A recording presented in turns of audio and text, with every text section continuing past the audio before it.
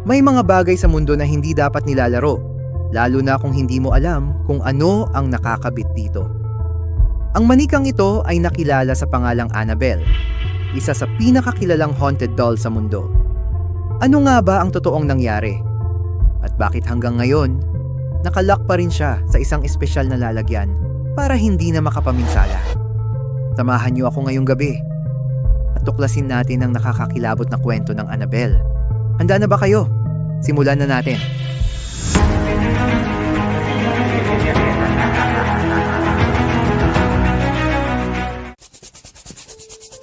Ang manika ay regalo ng isang ina sa kanyang anak na si Donna, isang nursing student. Nakatira si Donna kasama ang kanyang kaibigang si Angie sa isang apartment. Sa simula, wala silang napansin na kakaiba. Ngunit makalipas ang ilang araw, napansin nilang tila nagbabago ang posisyon ng manika. Minsan nakakross ang mga paa. Minsan nasa ibang kwarto na ito.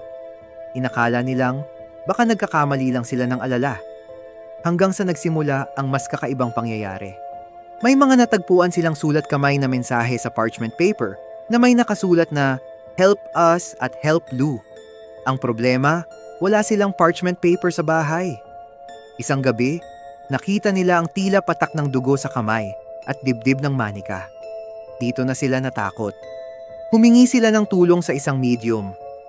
Ayon dito, may espiritu raw ng 7 taong gulang na batang babae na nagngangalang Annabelle Higgins na namatay sa lupang kinatatayuan ng apartment.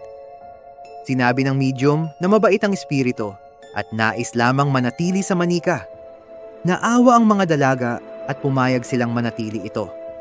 Ngunit nagkamali sila. May kaibigan silang si Lo na matagal nang may masamang pakiramdam tungkol sa manika. Isang gabi, nagising si Lo na hindi makagalaw, tila may nakadagan sa kanya. Nakita niya ang manika sa paanan ng kama at unti-unti itong umakyat sa kanyang dibdib.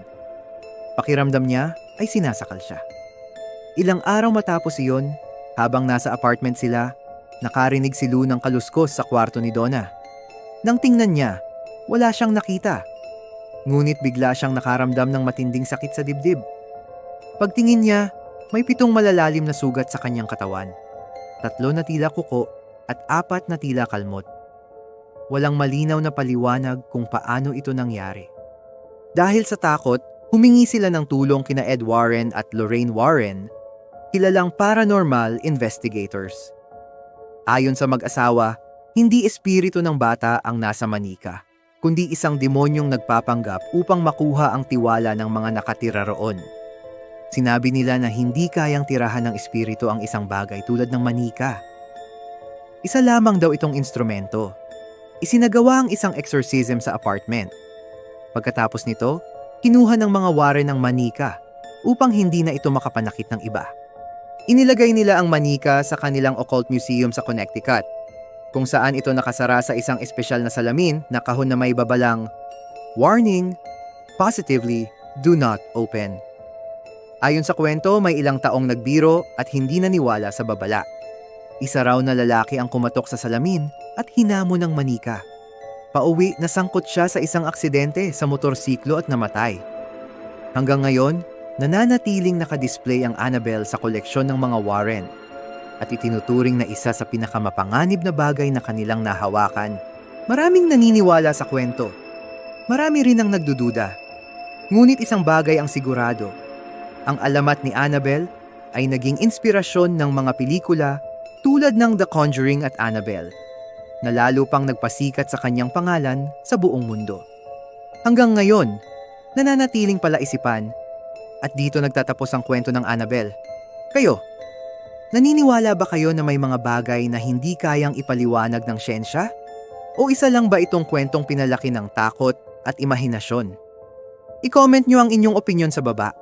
Kung nagustuhan ninyo ang kwentong ito, huwag kalimutang i-like ang video, mag-subscribe sa channel, at pindutin ang notification bell para sa mas marami pang totoong kwento at misteryong dapat nating tuklasin. Muli ako si General. Maraming salamat sa panonood at tandaan, minsan, hindi lahat ng laruan ay laruan lang.